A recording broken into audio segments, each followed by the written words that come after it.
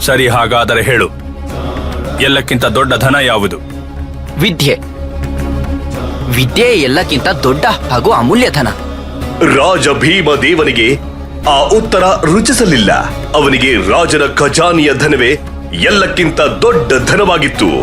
ಮತ್ತು ಅತ್ಯಂತ ದೊಡ್ಡ ವೀರ ಯಾರು?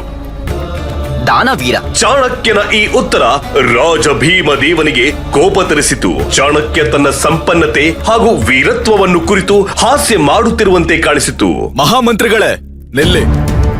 ಈ ಬ್ರಾಹ್ಮಣ ಬಾಲಕನಿಗೆ ಮುಂದಿನ ಪ್ರಶ್ನೆಯನ್ನು ನಾವು ಕೇಳಲಿದ್ದೇವೆ.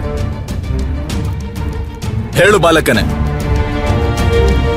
ಯಾವುದು ದೊಡ್ಡದು, ಶಾಸ್ತ್ರವೋ ಇಲ್ಲ ರಾಜನೋ? ಮಹಾರಾಜರಿಗೆ ಜಯವಾಗಲಿ. ಶಾಸ್ತ್ರವೇ ಸಾಮ್ರಾಜ್ಯದ ಅಡಿಪಾಯವಾಗಿದೆ ಹಾಗೂ ಸಾಮ್ರಾಜ್ಯ ರಾಜನ ಅಡಿಪಾಯ.